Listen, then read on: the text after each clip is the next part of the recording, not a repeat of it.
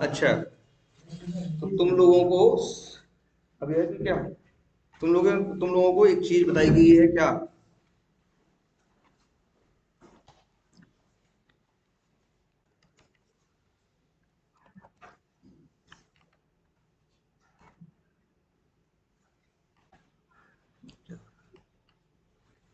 हम्म,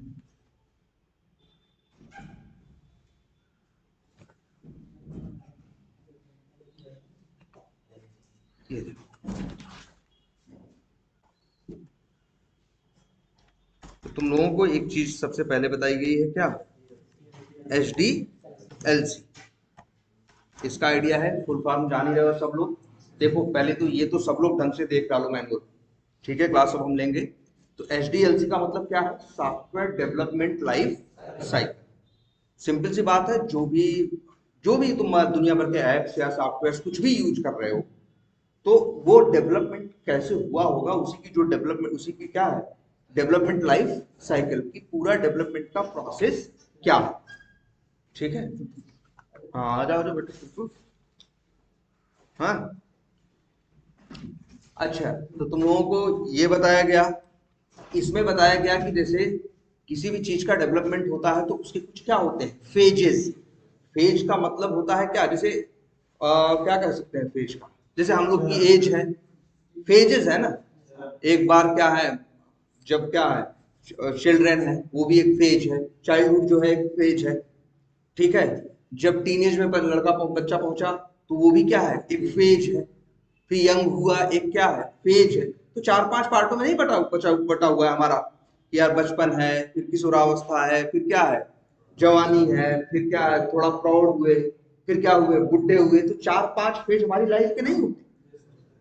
तो वैसे ही सेम, एक जब सॉफ्टवेयर बनता है तो इसकी भी क्या है, फेजेस है। इसकी जो लाइफ है, इसकी लाइफ में इसलिए देखो नाम क्या है, software development life cycle. Software समझ रहे हो, डेवलपमेंट समझ रहे हो, लाइफ समझ रहे हो, और साइकिल वर्ड है। लेकिन साइकिल कैसी होती है, घूमती है ना। तो वही फेजेस बार बार क्या होते हैं, रिपीट होते हैं।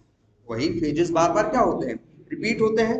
तुमको इसमें बताया गया होगा, फेज पहला फेज बताया गया होगा क्या, रिक्वायरमेंट, हाँ, तुम लोग क्या लिखे हो, चल रिक्वायरमेंट कलेक्शन एंड एनालिसिस। एक वर्ड और जानो, बोलते हैं हम लोग क्या, गैदरिंग। क्या, रिक्वायरमेंट गैदरिंग। रिक्वायरमेंट गैदरिंग का मतलब होता है कि रिक्वायर, हाँ, गैदर करना या वो करना मतलब इकट्ठा। तो रिक्वायरमेंट गैदरिंग का मतलब ये होता है कि सिंपली क्लाइंट से एक फेज ये होता है, इनिशियल फेज होता है, जिसमें क्लाइंट से क्या होती है, बात होती है, और उससे उसकी रिक्वायरमेंट क्या होती है, ली जाती है। कई तरीके हो सकते हैं। कुछ तरीका ऐसा हो सकता है कि जो क्लाइंट होगा, क्लाइंट, अब क्लाइंट का मतलब ऐसा नहीं कंपनी का मालिक होगा। जो सॉफ्टवेयर कंपनी, उस कंपनी के पास कई वो होंगे, प्रोडक्ट होंगे। एक जो कंपनी है वो किसी को काम दे रही है, तो वो क्या करेगी, तो उसमें वो अपनी रिक्वायरमेंट बताएगी, उसको क्या चाहिए।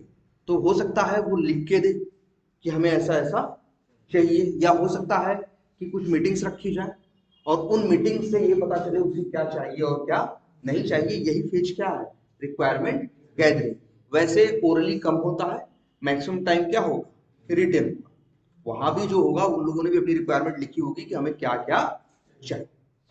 ठीक है, तो चलो एक क्या हो गया, क्या, रिक्वायरमेंट गैदरिंग। और ये कौन करता है, बीए, याद रखना। जो करता है उसका नाम क्या हो, उसको क्या, उसकी जो पोस्ट है वो क्या है, बिजनेस एनालिस्ट। और अक्सर ये भी बात जान लेना, अक्सर जो बिजनेस एनालिस्ट होते हैं, जो टेस्टिंग बैकग्राउंड के लोग होते हैं, वही अक्सर बिजनेस एनालिस्ट वाली फील्ड में जाते हैं।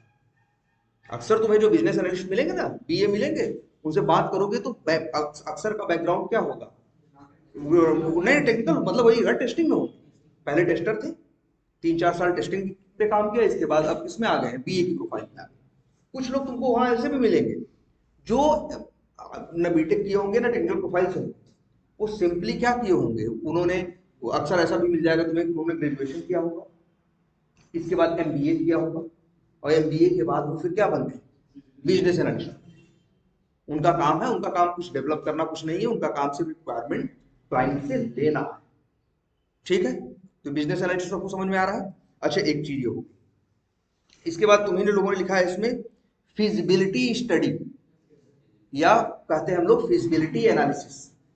हम लोग क्या बोलते हैं, फिजिबिलिटी स्टडी या फिजिबिलिटी एनालिसिस। इसमें हमारा काम देखो, फिजिबिलिटी का मतलब होता है किसी चीज की संभावना तलाशना, कि ये चीज कितनी संभव है और कितनी नहीं है। ऐसा तो नहीं सामने वाला डिमांड क्या कर रहा है, वो जो चीज वो मांग रहा है वो संभव है भी या नहीं, है ना। तो इसीलिए होती है क्या, फिजिबिलिटी एनालिसिस। ये होता है कि ये वर्क, ये चीज फिजिबल, एक वर्ड है इंग्लिश का क्या, फिजिबल।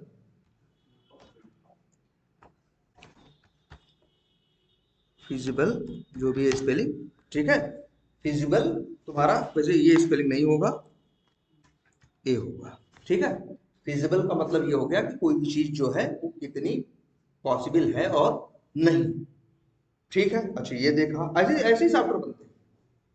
तो फिजिबिलिटी एनालिसिस करने के बाद रिक्वायरमेंट ढंग से क्या कर दी जाएगी, लिख दी जाएगी, ठीक है। इसके बाद तीसरा फेज अच्छा इसमें लिखा हुआ है क्या, डिजाइन।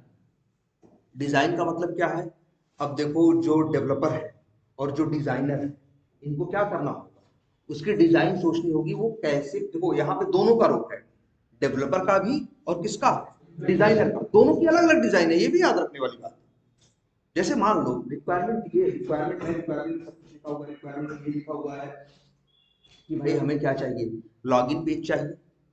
लॉगिन पेज पे, लॉगिन पेज होना चाहिए, लॉगिन पेज पे यूजर नेम पासवर्ड डालने का ये सब ऑप्शन हो, वहां फॉरगॉट नाउ, अगर पासवर्ड भूल जाए कोई बंदा तो रीसेट करने का भी ऑप्शन हो, वहां से क्लिक करे फॉरगॉट नाउ पे, तो फॉरगॉट पासवर्ड पे तो वहां पहुंच जाए, फॉरगॉट पासवर्ड वाले पेज पे पहुंच जाए, वहां से अपना क्या करे, यूजर नेम और ये ओटीपी डाले और फिर क्या कर जाए, लॉग इन कर जाए। ये है। और तीसरी, और वहीं पे एक लिंक होना चाहिए किसका, रजिस्टर नाउ या साइन अप, कि कोई बंदा जो जिसने ऑलरेडी लॉगिन नहीं कर रखा है इसमें, जिसके पास इसका अकाउंट नहीं है, वो यहाँ से क्या करे, अपना रजिस्टर करे या साइन अप करे, अपना अकाउंट बनाए। ये तीन रिक्वायरमेंट आई, ये तीन रिक्वायरमेंट प्रॉपर इसकी फिजिबिलिटी एनालिसिस करने के बाद फिर इसको लिख दिया गया।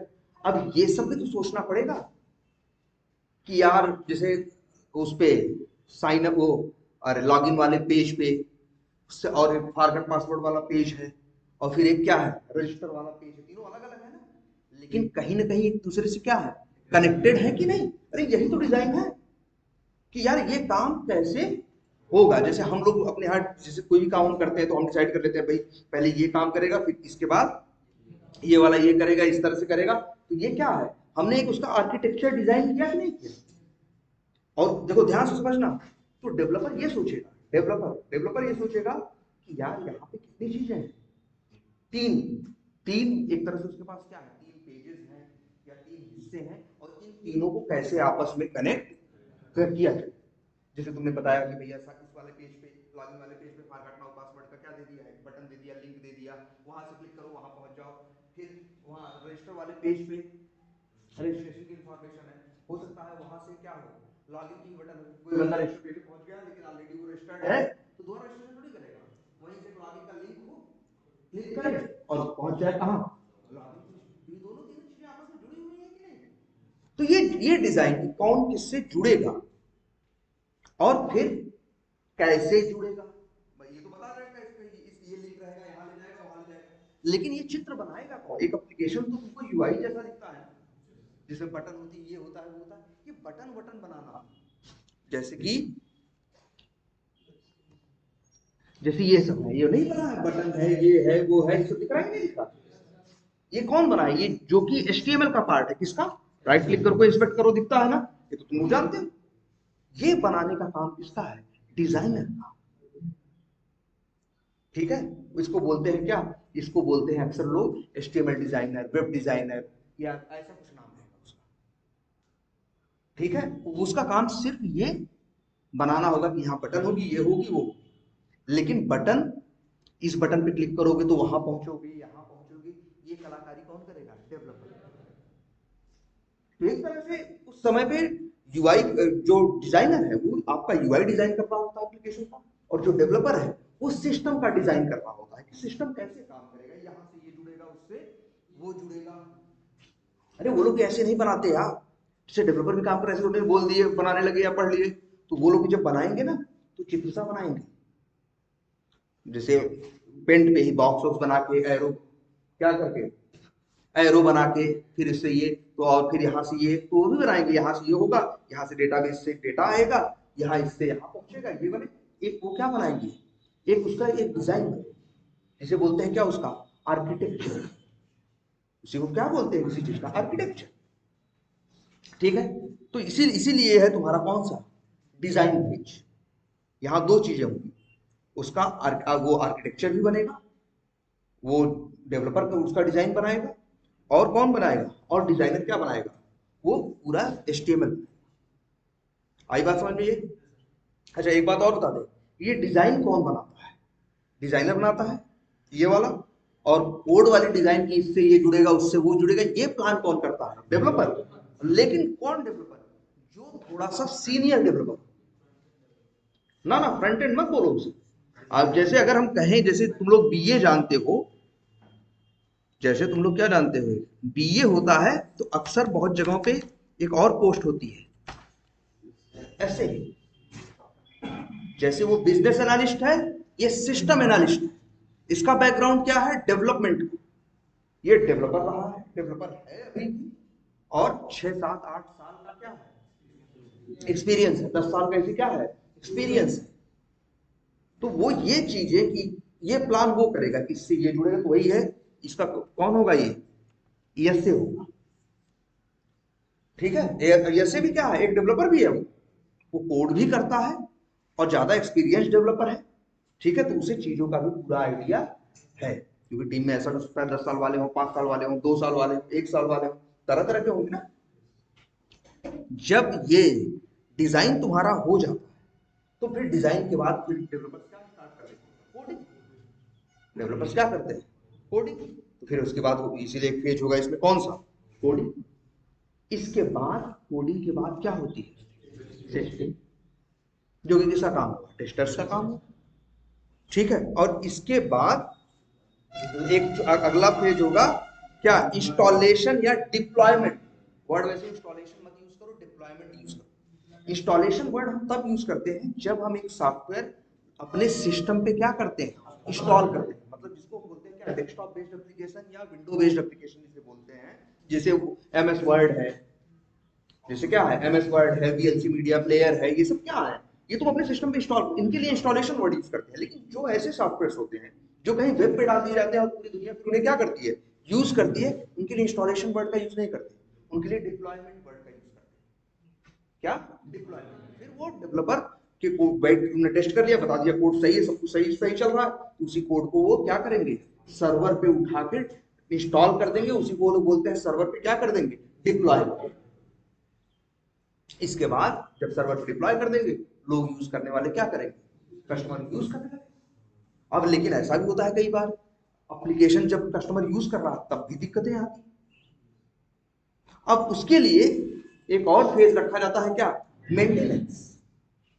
कि अब तुम्हारे पास नहीं आएगा, अब कौन देखेगा उसको, मेंटेनेंस टीम देखेगी। कंपनियां ऐसी ऐसी भी होती हैं जिनके पास मेंटेनेंस की टीम होती है, और 50 की, मतलब मेंटेनेंस वाले भी डेवलपर होते हैं, मेंटेनेंस वाले भी क्या होते हैं, टेस्टर होते हैं, सब होते हैं मेंटेनेंस फेज वाले। अक्सर उनका उस टीम, उस पूरी टीम को बोलते हैं, बड़े बड़े प्रोजेक्ट में बड़ी बड़ी लंबी लंबी टीम होती है इसकी, OM, मतलब क्या, ऑपरेशन मैनेजमेंट। ये देखते हैं कि वो पूरा, मतलब डिप्लॉय होने के बाद अब चीज कैसे चलेगी, क्या होगा, अब कोई दिक्कत आए तो अब डेवलपर के पास नहीं जाएगा, डेवलपर तो किसी नई फंक्शनलिटी पे काम करने लगे ना, डेवलपर अपना कुछ और करेगा, अब कौन संभालेगा, ऑपरेशन एंड मेंटेनेंस। इसीलिए देखो एक फेज और है क्या, मेंटेनेंस, और इसको जो टीम है उसको बोलते हैं क्या, ऑपरेशन मैनेजमेंट। तुम कह सकते हो हमारा OM टीम, और OM टीम के पास काम बहुत कम होता है। भाई कोई चीज जब चलते हुए फटेगी तभी उनकी जरूरत है, जो डेवलप हो रहा है वहां कुछ हो रहा है उससे उनको कोई मतलब नहीं है। लेकिन उनकी नौकरी में एक बात और भी होती है कि जब दिक्कत आती है तो रात को 12 बज रहा हो कि 2 बज रहा हो, कि 5 बज रहा हो सुबह का, क्या बज रहा हो मैटर नहीं है। जब दिक्कत आएगी तो तुरंत करना है, क्योंकि लाइव कस्टमर क्या कर रहा है, यूज कर रहा है, यूजर यूज कर रहा है, इसमें दिक्कत, अगर वहां कोई दिक्कत है, इसीलिए अक्सर जो ओएम टीम होगी ये शिफ्ट में चलती है। वो ऐसा सिस्टम बनाएंगे कि तीनों शिफ्ट में काम होता हो। कुछ मतलब क्या होगा, कैसा कर देंगे कि भाई हाँ, मतलब इंडिया में भी टीम है, ऑपरेशन ओएम में मान लो 50 बंदे हैं, 20-25 इंडिया में बैठे हैं, 25 कहाँ बैठे हैं, यूएस में।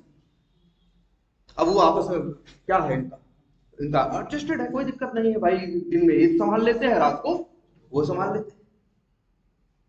ठीक है, अब एक आइडिया लगा। टीमें कौन कौन सी हैं, देखो, एक बीए मतलब मान लो है, अगर बड़ा प्रोजेक्ट होता है तो कई बार बीए भी 3-3 4-4 होते हैं। एक प्रोजेक्ट में 3-3 4-4 क्या होते हैं, बीए होते हैं। फिर इसके बाद एक डेवलपर्स की टीम हो गई, एक बीए की टीम हो गई, एक डिजाइनर्स हो गए, सबके अलग अलग प्रोफाइल है ना, बीए का प्रोफाइल अलग है, डेवलपर का प्रोफाइल अलग है, डिजाइनर जो सिस्टम एनालिस्ट है वो भी क्या है, डेवलपर ही है।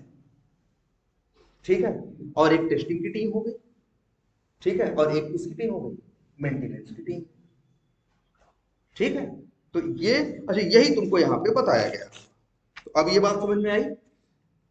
अच्छा अब देखो, 3 पेज बना, डिप्लॉय हो गया, 3 पेज बनाया और डिप्लॉय हो गया। अब एप्लीकेशन तो बहुत कुछ बनना है। अब वो मान लो बनाना चाहते हैं क्या, कि भैया होम पेज अब बने, होम पेज से वहां बटन हो क्रिएट अकाउंट का, उस पर क्लिक करें तो क्या पहुंच जाए, क्रिएट अकाउंट पेज पे, वहां से क्रिएट अकाउंट बने। तो 3-4 रिक्वायरमेंट क्या हो गए और आ गई। तो अब देखो बीए ने 3-4 और लिखा, अब फिर क्या होगा, डेवलपर क्या हुआ, डेवलपर क्या करेगा भाई, डेवलपर उसका वो करेगा, आर्किटेक्चर जो होगा वो डिजाइन करेगा, डेवलपर जो होगा उसका क्या डिजाइन करेगा, आर्किटेक्चर।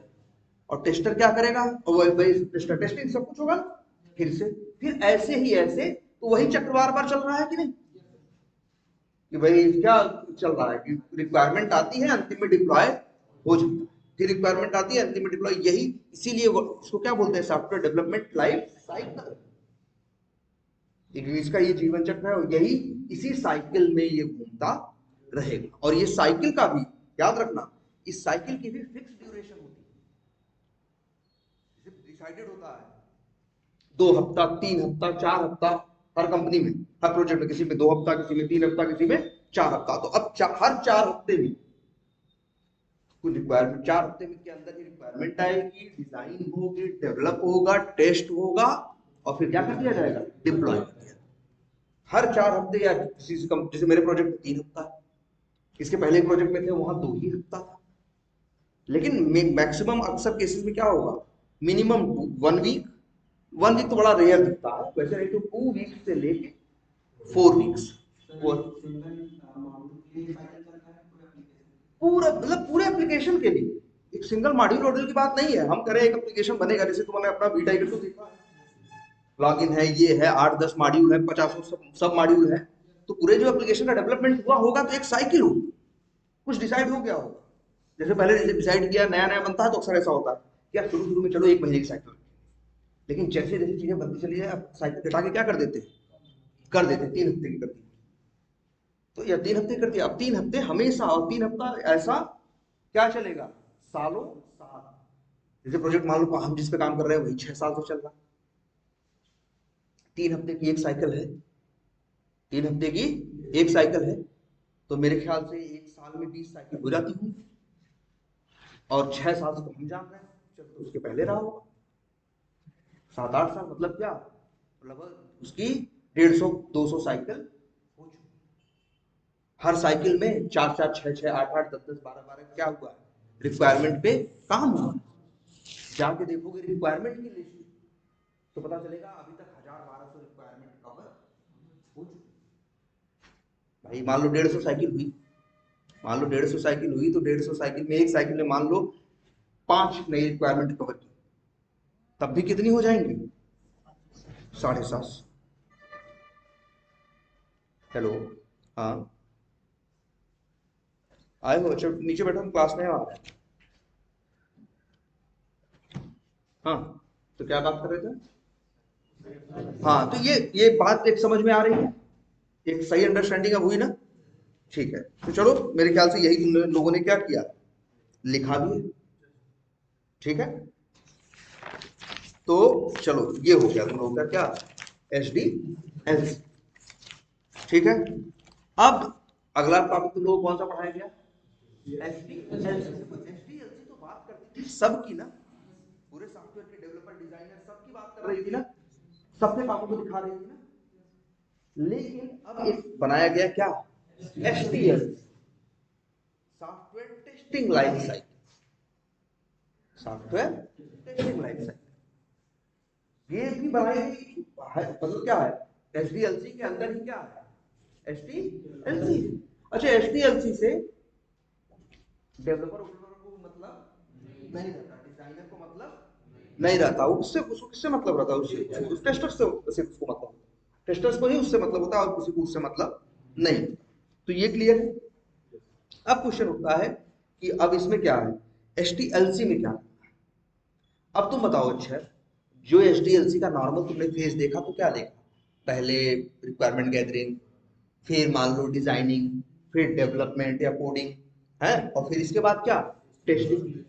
अब मान लो डिजाइन कर, रिक्वायरमेंट गैदर करने में, रिक्वायरमेंट फिजिबिलिटी एनालिसिस करने में, इसके बाद रिक्वायरमेंट को क्या करने में, ये अरे रिक्वायरमेंट डिजाइन बनाने में, रिक्वायरमेंट की बेसिस पे बाद में डेवलपमेंट करने में मान लो 3 हफ्ते का टाइम था, 10 दिन लग गया, 12 दिन लग गया या 15 दिन लग गया, तो 15 दिन तो क्या टेस्ट पर बैठा रहेगा भाई, 12 दिन 13 दिन तुम बैठे नहीं हो। हम लोग तो भाई टीम को कंपनी को बैठा के थोड़ी खिला रहे। और सबसे बड़ी बात है, मान लो 12 दिन तुम बैठे रहोगे तो अचानक तुम्हारे पास काम क्या हो जाएगा, ज्यादा आ जाएगा, सारा डेवलपर के इकट्ठे दे दिया, तुम्हें इतना काम मिल गया, पहली चीज। दूसरी चीज, चलो तुम कहोगे भाई वो तो पहले भी टेस्ट करना था, अब भी टेस्ट करना था, लेकिन एक समस्या यार, जब तुम टेस्ट करने जाओगे, हम कह रहे हैं कोई एक एप्लीकेशन दिखाए तुमको कि भाई जैसे तुमको एक रिक्वायरमेंट मिले, तुम्हें टेस्ट करना, तो तुम बाद में कहोगे हम टेस्ट कर लेंगे समझ के, लेकिन जब चीज बन के आएगी ना तो तुम्हारे साथ समस्या ये आएगी ना कि जिस समय तुम सोच रहे थे पहली बार दिमाग लगा के 2 दिन, उस दिन तुमको समझ में आ रहा है कि इसमें 100 बातें टेस्ट करेंगे, लेकिन जब तुमको वो चीज टेस्ट करने को मिली 10 दिन बाद, तो तुमको कुछ याद ही नहीं। तुम 100 बात क्या करो, तुम्हें 10 बात याद आ रही है, 12 बात याद आ रही है, और चीजें तुमने क्या किया, टेस्ट किया ही नहीं। इसीलिए, और फिर सबसे बड़ी बात है कि ये मान लो तुम कह दिया तुमको समझ में आ गया, हम कर लेंगे बढ़िया, तुम चले गए छुट्टी पे, तब तुम बीमार पड़ गए थे, तब तुमने कंपनी छोड़ दी, तब कौन करेगा फिर, है समस्या है कि नहीं है। इसीलिए एक चीज कही गई कि भैया टेस्टर्स को भी खाली नहीं बैठाएंगे पहली चीज, और टेस्टर से ऐसा काम करवाएंगे जिससे कि डिपेंडेंसी क्या हो, कम हो। डिपेंडेंसी का मतलब निर्भरता। यार कंपनी किसी के सहारे नहीं चलती, लोग आते हैं और लोग क्या होते हैं, जाते हैं। कंपनी को प्रोसेस को हमेशा लोग इस तरह से बनाते हैं कि भैया ऐसा नहीं है कि ये चले जाएंगे तो बंद हो जाएगा, अरे ये चले जाएंगे तो कोई हमको ऐसा नहीं, अगर अपने ऐसा कर दिया है, इनको ऊपर सारी निर्भरता डाल दी, अब बाद में ये चले गए तब, जैसे मान लो एक आदमी टेस्टर रखे थे तो सारा टेस्टिंग कर रहा था, बढ़िया से कर रहा था, सब कुछ अच्छा था, और लेकिन एक दिन चला गया, अब क्या होगा, अब टेस्ट उस, अब नया बंदा आया, उसे समझ ही नहीं कर सक रहा, उसे पता ही नहीं चल रहा है कहाँ सिर है कहाँ पैर है, किस तरह से काम करेगा, किस तरह से काम नहीं करेगा। लेकिन अगर कोई चीजें लिख के गया हो, जो आदमी टेस्टिंग कर रहा था उसने क्या किया होता, लिखा हो चीजों, तो कम से कम उसके जाने के बाद भी जो दूसरा आदमी आता उसको क्या होता, सारी लिखी हुई चीजें क्या हो जाती, मिल जाती, और फिर उसको भी क्या करता, उनको पढ़ के समझ के काम करना क्या कर देता, स्टार्ट कर देता। ठीक है, तो इसीलिए देखो एचटीएलसी फोकस करता है सिर्फ मेनली टेस्टिंग से रिलेटेड जो काम टास्क है, और टेस्टिंग से रिलेटेड जो चीजें हैं सिर्फ उसी पे फोकस मेनली करता है। इसीलिए हम खाली नहीं बैठते, 3 हफ्ते की मान लो वो है ना साइकिल है, या 4 हफ्ते की है ना, पहले दिन से जब रिक्वायरमेंट आती है तो डेवलपर के पास काम आ जाता है, और टेस्टर भी खाली नहीं बैठता, टेस्टर के पास भी काम आ जाता है। अच्छा, अभी तक क्या हो रहा था, रिक्वायरमेंट गैदरिंग हुई, फिर इसके बाद क्या हुआ, फिजिबिलिटी एनालिसिस की, फिजिबिलिटी क्या की एनालिसिस की।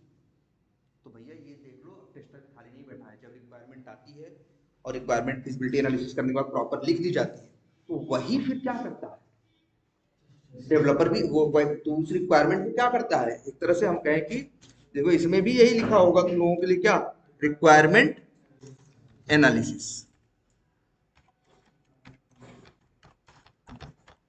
कौन कर रहा है भाई, टेस्टर।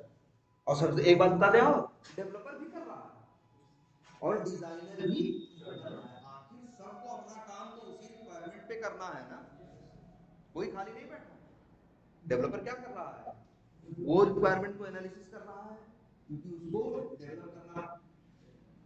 डिजाइनर कर रहा है, जो अगर डिजाइनर होता है दूसरे एचटीएमएल डिजाइन करते हैं, भाई इसमें लिखा होगा ना फलाना बटन ये हो। और जो तीसरा है टेस्टर कर रहा है, क्योंकि उसको क्या करना है, टेस्ट करना है। आई अब इतनी बात समझ में आई सबको। तो टेस्टर ने क्या किया, रिक्वायर, अब फोकस कर रहे हैं हम टेस्टिंग वाले टास्क पे। तो हमें क्या करना है, रिक्वायरमेंट एनालिसिस। मान लो रिक्वायरमेंट हमने एनालिसिस कर ली, रिक्वायरमेंट हम समझ गए कि क्या इसमें क्या बनना है और क्या नहीं बनना है। हम समझ गए कि क्या क्या हम टेस्ट करेंगे और क्या क्या टेस्ट नहीं करेंगे। अच्छा, अब इसके बाद हम वही है ना, मान लो रिक्वायरमेंट एनालिसिस करने में कितना टाइम लगा, 2 दिन। 1 दिन, 2 दिन, 3 दिन के अंदर हम क्या किए, जो 5-6 रिक्वायरमेंट थी ढंग से भाई वो भी लिखी हुई थी, उनके बारे में ढंग से क्या किया, पढ़ा। और जानते हो कितनी बार पढ़ा, कम से कम 8 बार। याद रख लेना, ये होगा जब तुमको नई रिक्वायरमेंट मिलेगी और पढ़ोगे तो कुछ समझ में नहीं आएगा। वो चीज बनी थोड़ी ना है, बननी है, सिर्फ लिखी हुई आएगी ना। पहली बार देखोगे कुछ नहीं समझ में आएगा। फिर तुम क्या, हम लोग ऐसे करते हैं, दूसरी बार देख, पहली बार देखा फिर गए चाय वाय पी, फिर दूसरी बार फिर से पढ़ा, तीसरी बार फिर से पढ़ा, दूसरी बार पढ़ा तो 10-5% बात दिमाग में, 10% 15% क्या करने लगी, क्लिक करने लगी। फिर चाय पी के आए, घूम के आए, फिर देखा एक बार, तीसरी बार तो अब लगा नहीं यार 30-40% बात समझ में आ रही है। तो 6-7-8 बार पढ़ते हैं, याद रखना। नहीं उसके मतलब ये होता है भाई, रिक्वायरमेंट समझ में नहीं आती, लिखी रहती हुई बातें रहती है, ऐसा होगा वैसा होगा वैसा होगा, और तुमको तो टेस्ट करना है। सोचो वो गलती कर देगा चलेगा, वो गलती कर देगा तो चलेगा डेवलपर भाई, क्योंकि उसी गलती पकड़ने के लिए तुम हो, तुम्हारी गलती पकड़ने के लिए कोई नहीं है, तुम्हारी गलती नहीं चलेगी भाई। इसलिए तुमको उस चीज को समझना पड़ेगा और डेवलपर से ज्यादा समझना पड़ेगा। तो हम लोग ऐसा करते हैं, इसी वजह से एक एप्लीकेशन के बारे में जो बनाता है उससे ज्यादा सबसे ज्यादा कौन जानता है, जानते हो, टेस्टर। अरे जो बीए है उसको भी उतना नहीं पता रहता, जो डेवलपर डिजाइनर किसी को नहीं पता होता जितना किसको पता होता है, टेस्टर को पता। क्योंकि वो बहुत क्रिटिकली उस चीज को सोचता है, उसकी मजबूरी है, क्योंकि उसके बाद कोई सेफ गार्ड नहीं है। वही आखिरी सेफ गार्ड है कि भैया जो गलती है पकड़ो, नहीं तो फिर कस्टमर के सामने वो चीज आ जाएगी, एक्सपोज हो जाएगी। आई बात समझ में। इसीलिए 2 दिन में हमने क्या किया, रिक्वायरमेंट को ढंग से समझा, उस रिक्वायरमेंट एनालिसिस किया। उसके लिए क्या, अच्छा ये बताओ, रिक्वायरमेंट लिख के आती है, रिक्वायरमेंट जो रहती है अक्सर किस में आती है, लिख के आती है। तो जो लिख के आती है किसी कागज में लिख के आती होगी ना, तो उसको हर चीज का एक नाम होता है ना, इसीलिए अक्सर उसका नाम होता है बीआरडी या बीआरएस, बीआरडी, बीआरएस या कहीं कहीं एसआरएस। मतलब फुल फॉर्म समझ लो, business requirement document, BRS business requirement specification या एसआरएस सॉफ्टवेयर रिक्वायरमेंट स्पेसिफिकेशन। इन तीनों में से कोई एक नाम होगा, वही डॉक्यूमेंट, बीए का काम वही है, फ्री में नहीं खा रहा, उसका काम यही है कि ये डॉक्यूमेंट बनाना, क्लाइंट से समझ के, क्लाइंट से जो चीजें उसको मिले उसको समझे, चाहे जैसे मिले, बातचीत करके मिले या लिखी हुई मिले या कैसे भी उसको मिले, उसको समझना, समझने के बाद उसको डिटेल में कायदे से लिखना। क्योंकि इसीलिए कहते हैं, देखो याद रखना, हमें जो मिलती भी है क्या, रिक्वायरमेंट अक्सर क्लाइंट से मिलती है कई बार, वो कैसी रिक्वायरमेंट होती है, इसको वर्ड इस्तेमाल करते हैं हम लोग क्या, रा। कहते हैं रॉ रिक्वायरमेंट है। रॉ कहने का मतलब है कच्चा पक्का है, और या फिर इसीलिए और भी ये एक वर्ड इस्तेमाल करते हैं, क्या, रफ। तरह से हमें क्या मिलता है, बी हमें नहीं, सॉरी बीए को रफ या रॉ रिक्वायरमेंट किससे मिलती है, क्लाइंट से।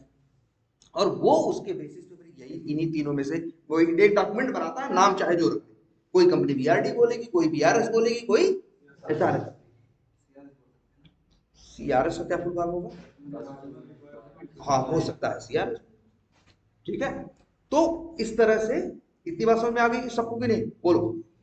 अब बीआरडी अब कब मिली, मान के चलो एक तारीख, मान लो हमारा लोग 3 हफ्ते का, एक 4 हफ्ते का, 1 तारीख से लेके हर महीने क्या होता है, और हर एक महीने की साइकिल। तो 1 तारीख को जानते हो जो वो होगा बीए, 1 तारीख तक सारी रिक्वायरमेंट तैयार करके क्या किया रहेगा, रखा रहेगा। बोलो क्यों, जैसे बीए आया, मान लो हमने काम किया, रिक्वायरमेंट पहले बाद में बनाने में टाइम लगा देगी, अब लोग डेवलपर डिजाइनर सब काम कर रहे हैं, तो बीए क्या करेगा, खाली बैठेगा। बीए कहा जाएगा भैया अगली रिक्वायरमेंट जो आई उसको लिखना क्या करो, स्टार्ट करो। कोई किसी को खाली नहीं बैठाएगा यार, वो क्या करेगा, वो अगले साइकिल में जो रिक्वायरमेंट होनी है उसके ऊपर वो काम करना क्या कर देगा, स्टार्ट करेगा। क्लियर है इतनी बात।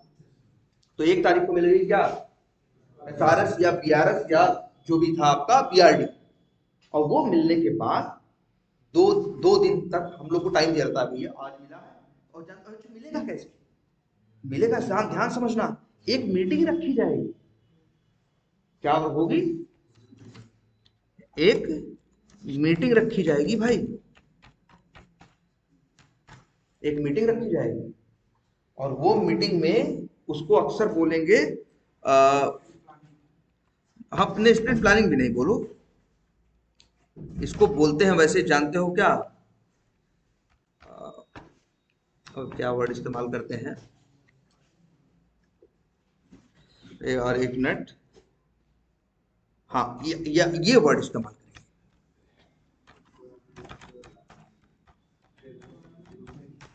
ग्रूमिंग। ग्रूमिंग का मतलब होता है, ग्रूम करना मतलब तुम्हें किसी चीज की तरफ तैयार करें, तुम्हें हम क्या कर रहे हैं, ग्रूम, ठीक है। तो रिक्वायरमेंट ग्रूमिंग एक्टिविटी कौन रखेगा, जिसका नाम होगा उसमें उस रिक्वायरमेंट के बारे में, मतलब 1 घंटे 1.5 घंटे की वो मीटिंग रखेगा, जितनी रिक्वायरमेंट बनाया है एक एक करके सबका प्रेजेंटेशन देना क्या करेगा, स्टार्ट करेगा, कहेगा भैया ये है, इसमें ये करना है, ऐसे करना है, ये बनाए हैं, कस्टमर ये चाहता है, ऐसे चाहता है, वैसे चाहता है, ये लिखा हुआ है, तो पूछेगा कोई कंफ्यूजन हो रही भाई बताओ तो हम क्लियर करें, या कुछ लगता है कि डॉक्यूमेंट में कोई कमी है तो बताओ हम क्या करें, उसे चेंज करें, या कोई और डिटेल चाहते हो तो वो बताओ, ठीक है। वो मीटिंग हो, और उसी में सबको दे दिया जाएगा, फिर हर आदमी क्या करेगा, रिक्वायरमेंट को अपने अपने हिसाब से पढ़ेगा, टेस्टर पढ़ेगा, डेवलपर पढ़ेगा, और वो लोग उसी को वो लोग क्या बोलेंगे, रिक्वायरमेंट, ये जो ये है रिक्वायरमेंट ग्रूमिंग मीटिंग होती है, वो सब कुछ दिखाएगा अपना डॉक्यूमेंट, और बीआरडी बीआरएस जो भी है एसआरएस वो पकड़ा देगा। अब डेवलपर अलग एनालिसिस कर रहा है, टेस्टर अलग कर रहा है, डिजाइनर अलग। इतनी बात समझ में आए, लेकिन क्या 10 दिन कोई एनालिसिस चलेगी, अरे 2 दिन में एनालिसिस करके पढ़ के क्या करोगे, 2 दिन के अंदर ही हम लोग क्या करते हैं, 8-10 बार पढ़ के हम समझ लेते हैं, या कंफ्यूजन होती है तो उसी बीए से क्या करते हैं, कांटेक्ट करते हैं, भैया ये बात नहीं समझ में आ रही तुम्हारी, ऐसा है वैसा है, तो वो अपना क्या होता है, वो बताता है भाई कि इसका ये मतलब है, ये मतलब है। जब 2 दिन में हमने एनालिसिस कर ली, जो पूछना पाछना था, क्या किया, कंफ्यूजन हुई, 2-3 दिन में वो क्लियर कर। अब इसके बाद देखो ध्यान से, और डिजाइनर भी उधर 2-3 दिन में अपना पढ़ लिया, अब डेवलपर भी, अब डेवलपर डिजाइनर क्या करने लगे, अपना अपना डिजाइन, यूआई डिजाइनर क्या करने लगा, यूआई डिजाइन करने लगा, और डेवलपर क्या करने लगा, वो डेवलपमेंट करने लगा। अब टेस्टर खाली थोड़ी ना बैठा है यार, टेस्टर जिस टाइम पे वो डेवलपमेंट या डिजाइन वाला फेज होगा उसी समय पे देखो एक और, अब उसका नाम रहेगा क्या, एक फेज, टेस्ट प्लानिंग। एसडीएलसी के अंदर ये फेज तुमको नहीं दिखाई देते, क्योंकि एसडीएलसी बस मोटी मोटी बात करती है क्या कि भैया रिक्वायरमेंट आएगी, डिजाइन होगा, डेवलप होगा, टेस्ट होगा, डिप्लॉय होगा। लेकिन हम जान रहे हैं, टेस्टर जान रहा है ना ये काम और भी है, जिस टाइम पे वो डेवलप कर रहा होगा खाली बैठेंगे थोड़ी ना, तो हम क्या करेंगे, एक और फेज है क्या, टेस्ट प्लान। इसीलिए देखो रिक्वायरमेंट एनालिसिस बताया गया होगा तुम लोग को, और दूसरा क्या बताया गया है, टेस्ट प्लान। टेस्ट प्लानिंग में जानते हो क्या, प्लान करेंगे यार, जब चीज पढ़ेंगे समझेंगे रिक्वायरमेंट को तो याद समझ में आएगा ना, काम बड़ा है कि छोटा है, काम में क्या टेस्ट करना है, क्या टेस्ट नहीं करना है, ध्यान समझना, क्या टेस्ट करना है, क्या टेस्ट नहीं करना है, क्या, अच्छा कौन सी देखो कौन सी फंक्शनलिटी टेस्ट करनी है, कौन सी नहीं करनी, क्या, अच्छा ये भी हो सकता है क्या, किस तरह की चीजें हमें टेस्ट करनी होंगी या किस तरह की चीजें टेस्ट नहीं करनी। अच्छा ये भी एक चीज हम प्लान कर रहे हैं, पूरा पूरा सब कुछ प्लान करेंगे भैया कि हम काम कैसे करेंगे। जैसे अगर हमसे कहा जाएगा कि वो करो, वो करो, मतलब इसके ऊपर आगे काम करो, इसके इसको टेस्टिंग को लेके करो, किसी टेस्टिंग करना, उसके पहले मेरी एक शर्त रहेगी ना कि भैया जब वो बना के देगा तब तो हम टेस्टिंग करेंगे। तो मेरे जो मेरा जो काम है, फेज है टेस्टिंग वाला फेज, उसके या जैसे हमारे लिए फेज और है क्या, हम टेस्ट प्लान कर रहे हैं या फिर हम क्या कर रहे हैं, टेस्टिंग कर रहे हैं, तो हमारे लिए है ना उस फेज में, देखो हर फेज में दो चीज होती है, बड़ी इंपॉर्टेंट चीज है, दो बड़े कॉमन वर्ड्स हैं जो हर फेज में होते हैं, एंट्री, एंट्री क्राइटेरिया, और एक होता है क्या, एग्जिट क्राइटेरिया। ये हर जगह होता है। अरे प्लास्टर वाले को बुलाओगे तो क्या कहेगा, कहेगा ना यार हमारा मेरे काम का एंट्री क्राइटेरिया ये है कि तुम्हारी सारी दीवार खड़ी हो जानी चाहिए, जुड़ जानी चाहिए, और एग्जिट क्राइटेरिया क्या है उसका कि हम इसके बाद तुमको एक प्लास्टर हुआ मकान डिलीवर करें। तो हर काम का क्या होता है, हर पेज का एक क्या होता है, एंट्री क्राइटेरिया, और एक क्या होता है, एग्जिट क्राइटेरिया। तो जानते हो टेस्ट प्लानिंग का मतलब क्या है, टेस्टर, अब ये कौन करता है, ये अक्सर करेगा टेस्टिंग टीम का जो लीड होगा, जो सबसे सीनियर मोस्ट सीनियर पर्सन होगा, वो क्या बनाएगा, वो एक टेस्ट प्लानिंग का क्या मतलब हुआ, वो प्लान करेगा क्या क्या करना है, कैसे कैसे करना है, कैसे टेस्टिंग करेंगे, पूरे एक महीने का प्लान बनाएगा। सोच लो, काम स्टार्ट हुआ है, 2 दिन में रिक्वायरमेंट एनालिसिस हुई, लेकिन तीसरे दिन से वो लग गया ये प्लान करने में, और 1-2 दिन के अंदर बना देगा पूरे महीने भर का प्लान। वो प्लान जो होगा उसी, प्लान जो बनाएगा तो क्या अपने दिमाग में थोड़ी बनाएगा, हर चीज लिखनी है भाई, कि तुम चले गए तो तुम्हारी जगह कोई और ले सके, इसीलिए वो एक डॉक्यूमेंट बनाएगा जिसका नाम क्या होगा, टेस्ट प्लान। क्या बनाएगा, एक डॉक्यूमेंट जिसका नाम होगा टेस्ट प्लान, और उसके उसके अंदर वो क्या क्या क्या मेंशन करेगा, यही चीज कि भैया एंट्री क्राइट पहले एक जैसे ये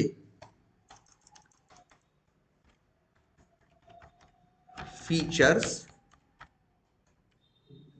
टू बी टेस्टेड, मतलब जानते हो इस डॉक्यूमेंट में क्या होगा, ये सब हेडिंग है, जैसे यहाँ डॉक्यूमेंट ये नहीं लिखा है इस बंदे ने, एक हेडिंग है 4 लाइन लिखी है, ऐसे ही टेस्ट प्लान एक डॉक्यूमेंट बनाएगा, उसमें ये सब हेडिंग होगी, features to be tested, features जो जो टेस्ट, हेलो, हाँ वेट करो 15 मिनट, हम आ रहे क्लास में आ रहे हैं। हाँ क्या बता रहे हैं, हाँ फीचर्स टू बी टेस्टेड और features not to be tested, मतलब दो रहेंगे, उसमें ये लिखेंगे, जैसे फीचर्स का मतलब क्या है, वही फंक्शनलिटी यार, अरे जैसे लॉगिन होगा, ये फॉरगेट पासवर्ड है, फलाना है, ढिमाका है, ये सब क्या है, फीचर्स है ना, तो यही मेंशन करेंगे फीचर्स टू बी टेस्टेड और features not to be tested. कौन सी ऐसी चीज है जो टेस्ट नहीं करनी, कौन सा ऐसा फीचर है जो टेस्ट नहीं करना है, ऐसा हो सकता है कि जितने मेंशन है सब फीचर क्या करने हैं, टेस्ट करने हैं, ना टेस्ट करने वाले की लिस्ट में कोई नहीं है, नहीं होगा तो features not to be tested वाले हेडिंग के आगे कोई डिटेल ज्यादा नहीं होगी, बस लिख देंगे क्या, एनए, भैया सब मतलब इसमें कुछ नहीं, ऐसे ही क्या होगा एक, अच्छा एक ये भी होगा,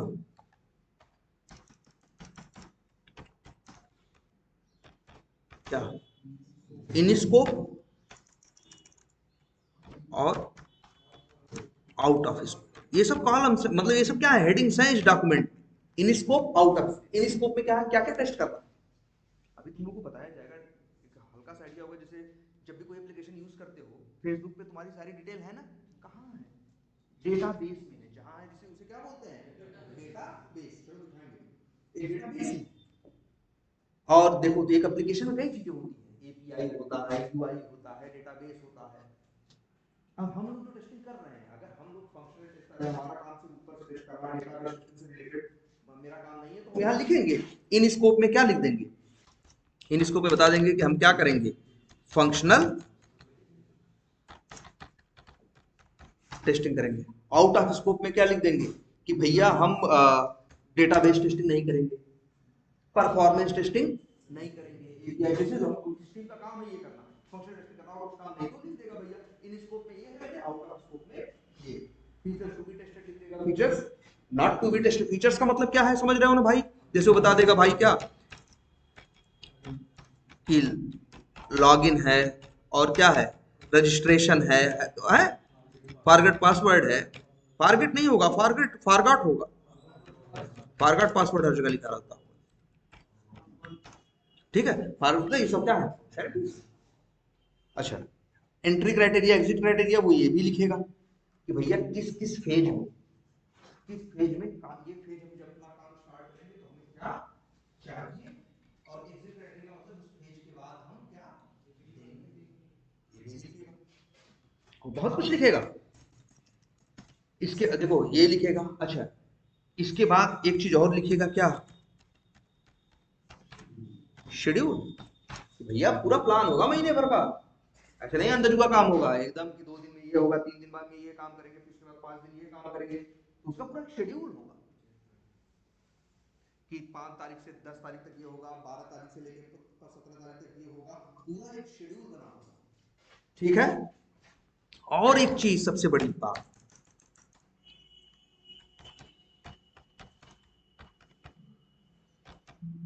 ह्यूमन रिसोर्सेज के बारे में, भाई ये कौन करेगा, टीम में 4 लोग हैं ना, फलाने रिक्वायरमेंट पे ये काम करेंगे, इस पे ये 5 तारीख से लेकर 10 तक ये करेंगे, पूरी उसमें क्या होगी, शेड्यूलिंग होगी और रिसोर्स प्लानिंग होगी कि कौन सा रिसोर्स कब क्या करेगा, किस तारीख को ये करेगा, ये करेगा, ऐसा करेगा, वैसा करेगा, पूरा मेंशन रहेगा। आई बात समझ में। अच्छा, रिसोर्सेज और भी चाहिए होते हैं, एक ह्यूमन रिसोर्सेज चाहिए हो सकता है, और एक हो सकता है क्या, हार्डवेयर। भाई जैसे तुम्हारा क्लाइंट है, अब जैसे हमसे कह रहे हैं टेस्टिंग करो ऐप की, तो भैया फोन दोगे ना, आईफोन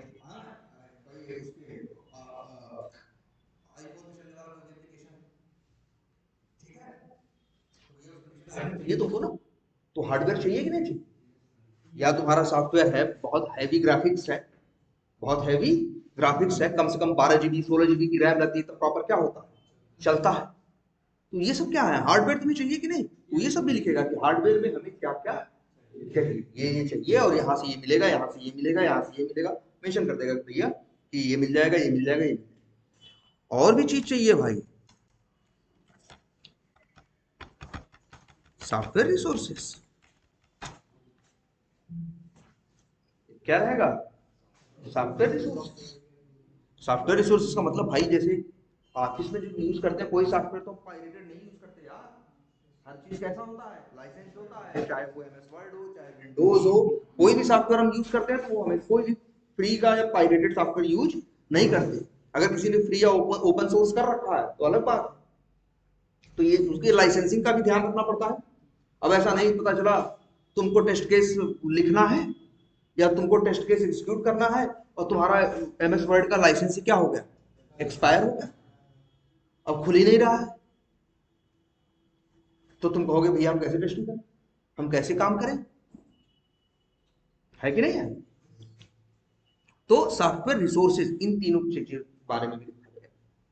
अच्छा, और भी एक चीज होगा, रिस्क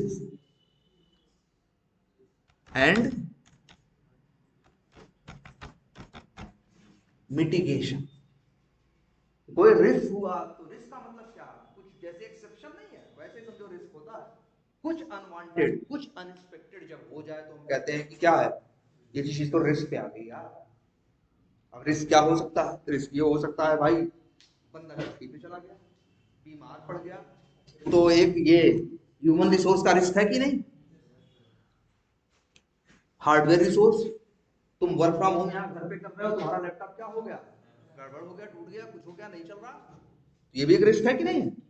और तीसरा, तुम्हारा कोई सॉफ्टवेयर का लाइसेंस जो है क्या हो गया, एक्सपायर हो गया, तो ये सब रिस्क है कि नहीं। तो भाई ये सब भी पहले सोच लेंगे कैसे। अच्छा इसके लिए क्या करेंगे, जैसे ह्यूमन रिसोर्सेज का रिस्क हो सकता है कि नहीं।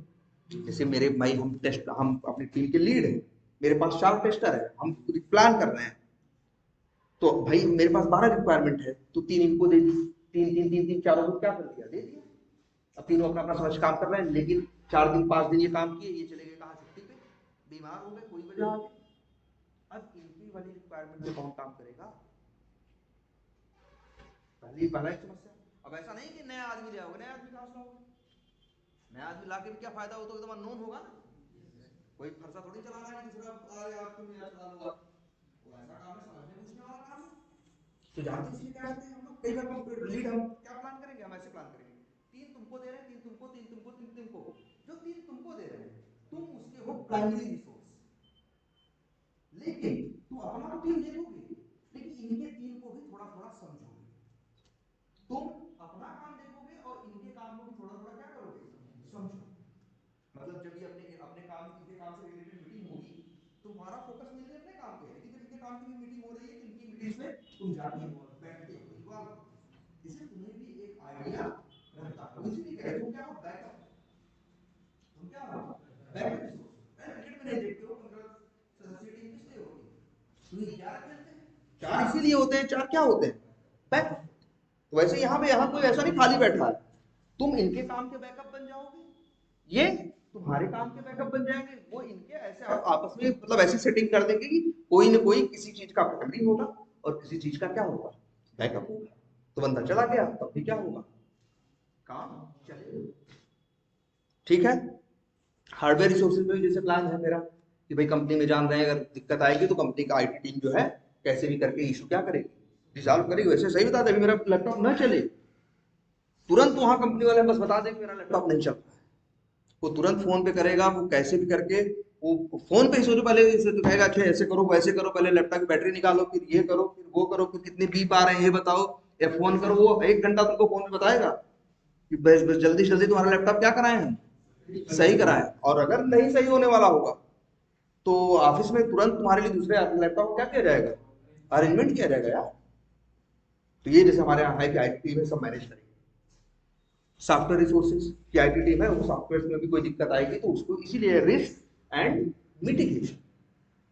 तो लगभग ये सब बातें हम क्या होंगे एक डॉक्यूमेंट में लिखेंगे, और ये सब हेडिंग है, और हर हेडिंग पे 4 4 6 6 लाइन। तो अपने आप देखोगे ना तो जो टेस्ट प्लान होगा 5 6 पन्ने का एक क्या बन जाएगा, डॉक्यूमेंट। कौन बनाएगा, सीनियर पर्सन बनाएगा, टेस्ट लीड बनाएगा। तो रिक्वायरमेंट एनालिसिस जब चल रही है, लीड ने क्या किया, टेस्ट प्लान बना दिया। और अब जो है, अच्छा अभी हाँ ठीक है, और वो अपना, और ये भी बता देगा भाई क्या कि क्या क्या टास्क करना है, क्या क्या काम करना है। जैसे क्या करना है, तुम्हें टेस्ट केस लिखना है कि नहीं, टेस्ट केस वर्ड सब जानते हो ना, कैसे टेस्टिंग करते हैं उसी को लिखते हैं, उसको क्या बोलते हैं, फिर टेस्ट केस लिखते हैं, इसको बोलते हैं टेस्ट केस राइटिंग। जब टेस्ट केस लिख लेते हैं, अपनी विषय बन के आता है, टेस्ट केस को चला के देखते हैं, बोलते हैं टेस्ट केस रन करना या टेस्ट केस एग्जीक्यूट करना। तो पूरा प्लान रहता है, ये सब इसी में आ जाता है रिसोर्स और शेड्यूल में और टास्क में कि भैया कौन काम कब कब कौन करेगा। तो ये सारा एक डॉक्यूमेंट बना दिया जाता है, बना देता है वो बंदा एक दिन में समझ के, और इसके बाद वो सारे टेस्टर्स को क्या करेगा, पकड़ा देगा, कहेगा लो भैया यही प्लान हमें फॉलो करना है। आई बात समझ में, ये डॉक्यूमेंट कौन बनाया?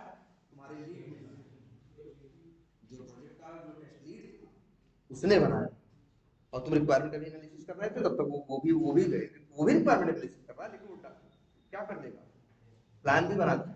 जैसे उधर नहीं था, एक डेवलपर डेवलप करने वाले थे, लेकिन उसी में एक सीनियर डेवलपर हो, उसने क्या बनाया, उसका डिजाइन या आर्किटेक्चर बनाया कि नहीं बनाया। वैसे ही हमारा सीनियर क्या करेगा, टेस्ट प्लान।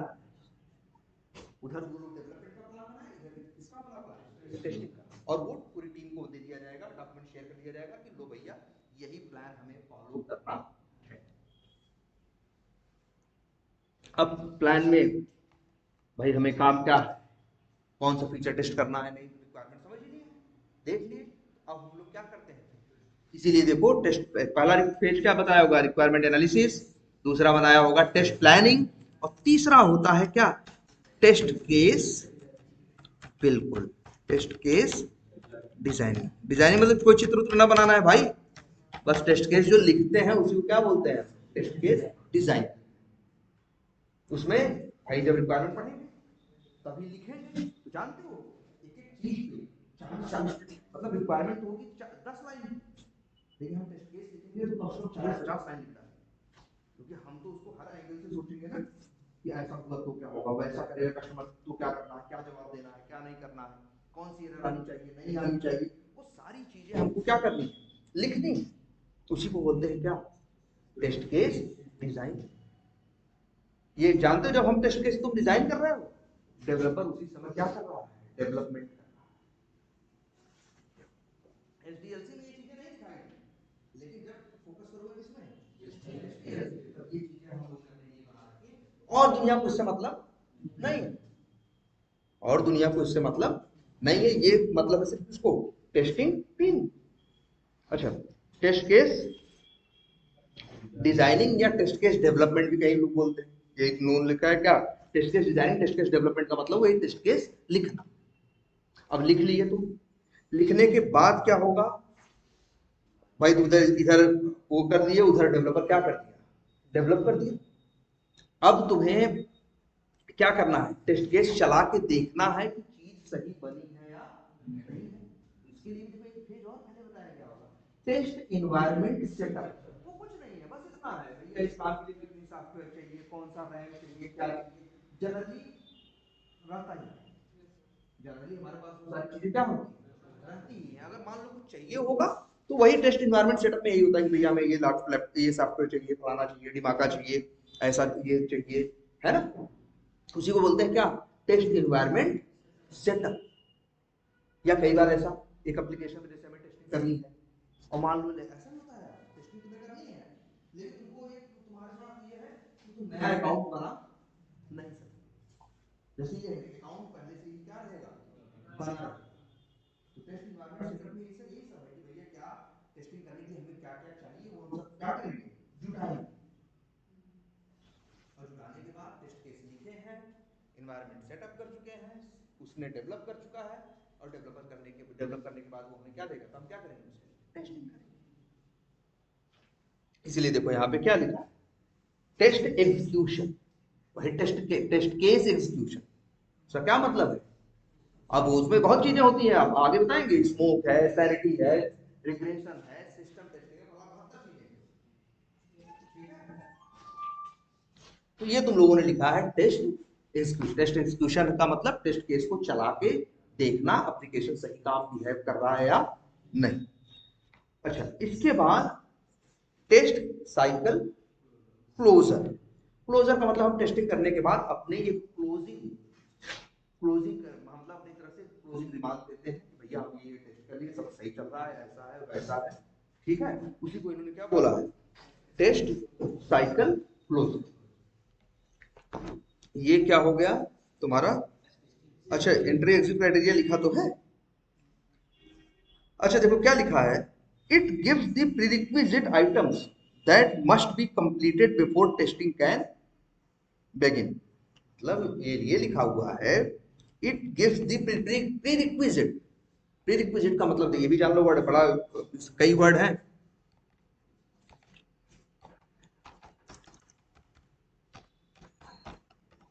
और हाँ, अब हम जब मैनुअल पढ़ाएंगे तो एक याद रखना, उसमें बहुत से वर्ड्स लिखवाए और वो वर्ड आपको बिल्कुल दिमाग में रखना है। प्रीरिक्विजिट या एक वर्ड चलता है क्या, प्रीकंडीशन। प्रीकंडीशन प्रीरिक्विजिट मतलब पहले से क्या होना चाहिए। जैसे तुमसे कोई कहे टेस्ट केस लिखना है, तुमसे कोई जब कहे क्या करे टेस्ट केस लिखना है, तो तुम कहोगे ना भाई पहले रिक्वायरमेंट तो दो। बिना रिक्वायरमेंट टेस्ट केस लिख दोगे, या बिना एप्लीकेशन बने टेस्ट केस एग्जीक्यूट कर दोगे, डेवलप टेस्ट करके देख लोगे। तो तुम्हें कोई काम करने के लिए तुम्हें क्या होता है, कुछ कुछ चाहिए होता है ना। तो वही इसीलिए देखो कितना साफ साफ लिखा हुआ है, it gives the prerequisite items that must be completed before testing can be. मतलब काम टेस्टिंग स्टार्ट करने से पहले कौन सी चीज हमें पहले से क्या है दी गई, लिखा है प्रीरिक्विजिट आइटम्स, मतलब ऐसी चीजें जो पहले से होनी चाहिए, दैट मस्ट बी कंप्लीटेड मतलब वो पहले से कंप्लीट होनी चाहिए। जैसे रिक्वायरमेंट लिखी जाती है, हमसे कहोगे टेस्ट केस लिखना, वैसा नहीं तो रिक्वायरमेंट अधूरी ही लिखे हो और हम थोड़े टेस्ट केस लिखना शुरू करेंगे। हम टेस्ट केस लिखना शुरू करेंगे, हम कहेंगे भैया पहले क्या करो। हाँ, अगर वो एक चीज हम टेस्ट करना स्टार्ट करेंगे तो ऐसा नहीं हम कहेंगे भैया पहले उसको बनाओ अपने हिसाब से, तब तो हम तब क्या करें टेस्ट करें। इतनी बात समझ में आई। और एग्जिट क्राइटेरिया, एग्जिट क्राइटेरिया देखो क्या लिखा है, it defines the items that must be completed before testing can be concluded. ठीक है, मतलब ये कहने का मतलब है कि ये क्या कहता है, it gives the prerequisite, sorry it defines the items that must be completed. ये उनकी बात करता है वो काम जो हम इसके बाद कंप्लीट जो देंगे। जैसे हम टेस्ट केस लिखने गए, एंट्री क्राइटेरिया का की रिक्वायरमेंट होनी चाहिए। एग्जिट क्राइटेरिया क्या है कि हम लिखा हुआ टेस्ट केस देंगे ना, नहीं तो हम अभी तो हम कहेंगे मेरा काम खत्म हुआ, तुम काम नहीं किया ऐसे थोड़ी कहा मेरा काम खत्म हो गया।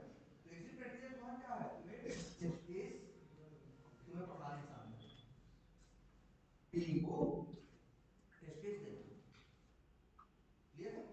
अब जैसे यहाँ टेस्टिंग जब करते हो एंट्री क्राइटेरिया में तो मांग रहे हो ना पहले एप्लीकेशन बनाओ, तो एग्जिट क्राइटेरिया में तुम भी टेस्ट क्लोजर रिपोर्ट दोगे, टेस्ट क्लोजर रिपोर्ट दोगे, उसमें मेंशन करोगे भैया हम ये सब कुछ क्या कर लिए टेस्ट कर चुके हैं, सब कुछ बढ़िया है, वर्किंग फाइन है, डिफेक्ट नहीं है, जो डिफेक्ट थे वो फिक्स हो चुके हैं, पूरा अपने क्लोजिंग रिमार्क्स में एक क्लोजर रिपोर्ट एक दो पन्ने की बना के तो।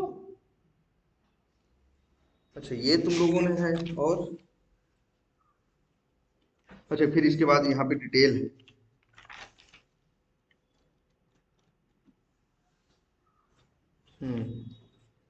अच्छा इसमें तो बड़े कई नाम आ गए हैं, देख रहे हैं ये सब रिंकू सर ने बताया है कि नहीं, आरटीएम आरटीएम बताया है, वर्ड बताया आरटीएम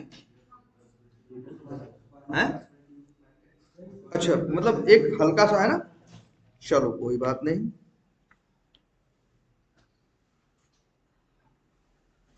तो लेकिन तुमको एचडीएलसी और एचडीएलसी जो मेन मेन क्या फेजेस थे वो समझ में, ये फेजेस है क्या है, फेजेस क्या है, वही जैसे जो क्या है रिक्वायरमेंट एनालिसिस, टेस्ट प्लानिंग, और क्या है test case development, test environment setup, test execution और टेस्ट साइकिल क्लोजर या टेस्ट क्लोजर रिपोर्ट। ठीक है, ये तुम्हारे क्या है, ठीक है। और क्या बताया इसके बाद, प्रिंसिपल्स ऑफ, और फिर मैनुअल टेस्टिंग, ऑटोमेशन टेस्टिंग, फिर स्मोक स्टार्ट किया था है? हम्म,